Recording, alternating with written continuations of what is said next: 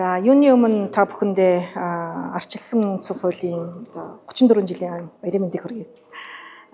Миний хувьд үндсэн хуулийн дагуу манай улс хагас ерөнхийлөгчийн, хагас парламентын буюу холимог тогтолцоотой гэж үздэг. За үүнийг ч гэсэн олон судлаачид бөгөөд ер нь бол баримтаар ч гэсэн нотлогддог.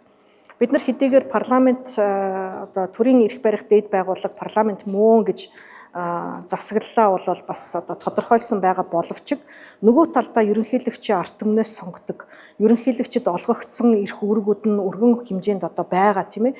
Энэ нь бол өөрөө эргээд хагас ерөнхийлөгчийн засаглалтаа байна гэдгийг бол олон улсын хэмжээнд ч гэсэн нотолсон байгаа.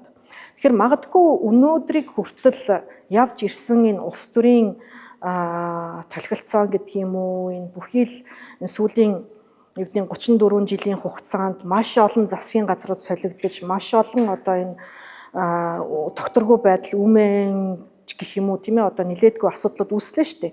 Энэ болгон өөрөө энэ засаглалын хоорондын зөрчилтөө хамаатан байна гэдгийг бол би ч гэсэн хувьдаа дүгнэдэг.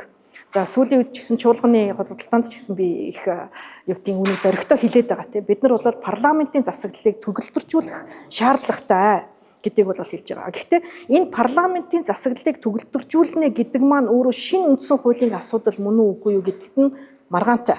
Яг бол энэ манай арчилсан үндсэн хууль маань бол өөрөө маш сайн хууль мөн. Үүнд гэхдээ тодорхой хэмжээний өөрчлөлтүүд шаардлагатай юу гэдг нь бол шаардлагатай гэж үзэж байна.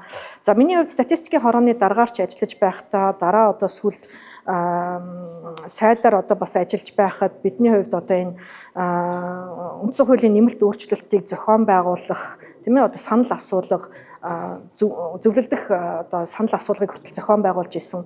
Тэгээд яг сүүлд энэ үндсэн хуулийн нэмэлт өөрчлөлтийг 19 онд хийхэд бидний асуулгын нэг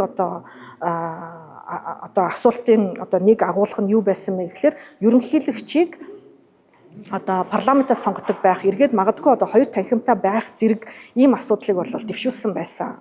Харамсалтай нь яг иргэдийн хувьд бол үгүй бид нар ерөнхийлөгчөө өөрсдөө барьж тэмтэрч өөрсдөө сонгомоор байна гэдэг ийм сонголтыг бол хийсэн.